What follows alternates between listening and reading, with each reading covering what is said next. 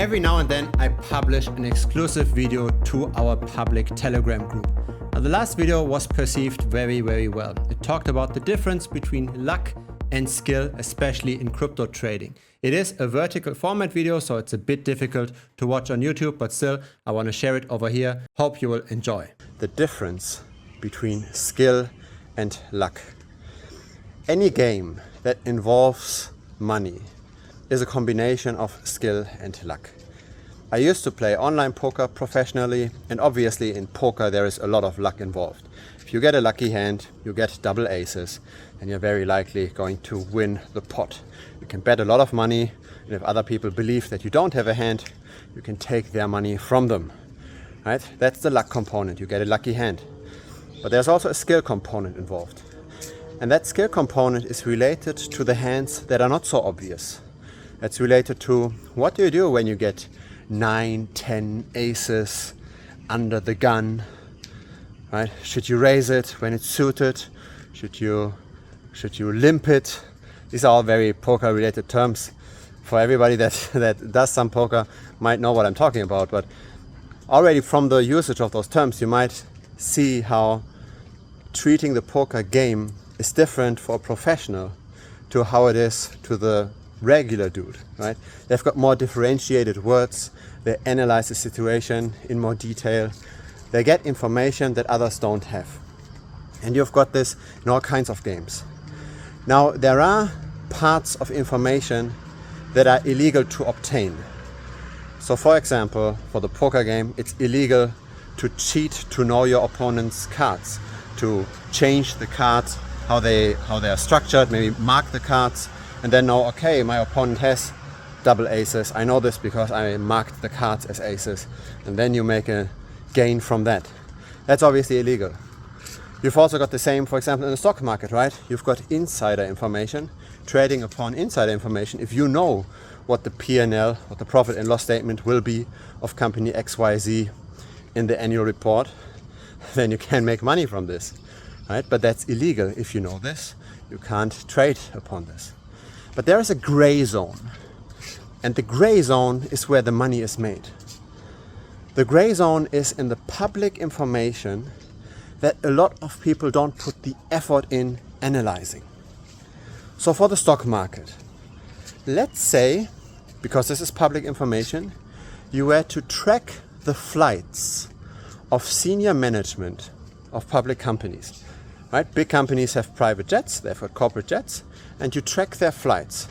And you notice in those flight patterns, you maybe wrote a little algorithm to analyze that, you notice in their flight patterns, oh, company A, large company A, always flies to a very small town recently, and they never flew there before, and they don't have any production facility over there, but there is a small competitor. Maybe there is an elevated chance that this big company is going to acquire the small company. It might be a good M&A acquisition target. Now, is that insider trading? No, you don't know about the acquisition. It's all still very much underground. But you used public information very well. You analyzed it very well, and you went a step ahead, and you didn't just watch CNBC News. So by gaining the skills of looking at the right set of data, you can get an information edge without being in any way, shape or form illegal. And crypto works exactly the same way. And the nice thing about crypto is that there is so much information because all the transactions are public. And if you build the skills, you can get patterns, you can identify patterns that would be impossible to identify in traditional markets, that give you a huge edge over the people that simply just follow random YouTubers. So let's say, right, for the crypto example, you see a YouTuber that's like always talking about small coins, right? They always push up their own bag, so to speak. They always try to sell their coins to their audience. They pump and dump on their audience. Let's say that YouTuber said in a video, hey, I bought $15,000 worth of this super small coin. Right? The coin has maybe, I don't know, $100,000 worth of market cap. They are now the biggest holder of that coin. They bought $15,000 worth of it. Now, without too much blockchain analytics skills, you could probably find out who's the largest holder of the wallet. You could then also find out when did that wallet buy. You could then cross-check from that purchase, does this align with the purchase date that the influencer said they bought it. Suddenly, you know the wallet of that influencer. Suddenly, you could follow that wallet and you could find out when does this influencer sell. You could find out what else are they buying. When are they buying something that they didn't tell anybody yet on their Twitter or on their YouTube? You could buy before they post that. That's the information edge that is analog to tracking those private jets of the corporate world. You get an information edge, you put in effort to learn something that the majority of the market doesn't know yet. And that knowledge is power. That knowledge is alpha. That knowledge brings out performance. That's not random. That's not just luck. You do have luck involved. You don't know how much in the end the influencer will push up the price. You don't know how much the other people believe in that influencer's predictions. There is luck. You don't know how much you will win. You don't know if you will win at all, right? You don't know even if the influencer will promote that particular cryptocurrency that they recently bought. But you increased your probabilities massively in your favor to make a positive trade. The same way you don't know if company A will in the end up acquiring that competitor in the small town. You don't know, but you're not anymore randomly guessing. You're not anymore just following a YouTube shiller and think like, okay, this cryptocurrency went up. Let me guess how much longer it goes up. You're far away from this. You're making informed decisions based on your skill. And that skill that I just described with figuring out this one purchase by this one influencer in this extreme scenario where he's the largest holder, that skill can be further refined, right? You could find out if an influencer talks about 3 particular small altcoins, what wallet holds all 3 of those coins? Maybe when they are very small altcoins, there are not too many wallets that hold all 3 of them, especially buying them before it was announced by the influencer.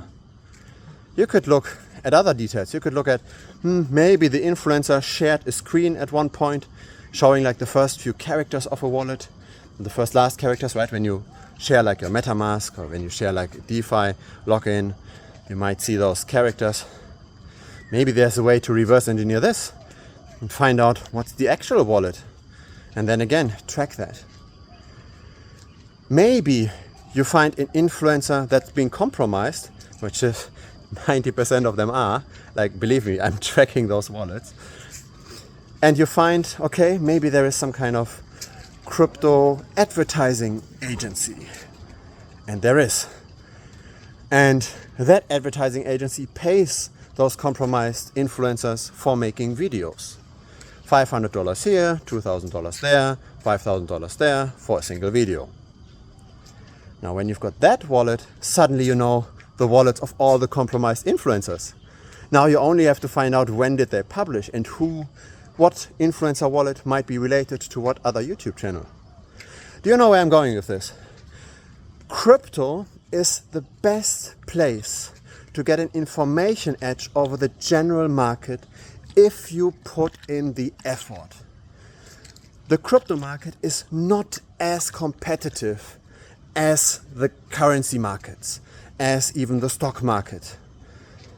It's much less mature. There are so many new entrants. There are so many people that are also, frankly, just gambling addicts, right? When you're a professional poker player, as I used to be, I made money also from those gambling addicts, right? Is that right? Is that wrong? It's arguable, right? It is in the end a player versus player game. I win against you, you win against me. I might win against you more often because I put in more effort, because I put in more skill. But in the end, we both know we play this game against each other and one of us will win. And if I simply put in more effort, I'm the winner, I get the prize. This is how I see this ethically. So, yeah, of course, in the end, right? Surprise, surprise, we do all of this skill development in Premium. We track all these influencer wallets in Premium. I share the wallets that I found in Premium. We've got alert bots that give us automatic Telegram messages in Premium. It's all in Premium, so feel free to check it out, right? If you don't like it, if you don't think you get the adequate value out of it, which I doubt, right? But if you don't, then simply message me within the first 7 days and I will refund you 100%, no questions asked. My gamble on all of this here is, why do I build this community? As said, I don't pump and dump any coins. I never ever did this.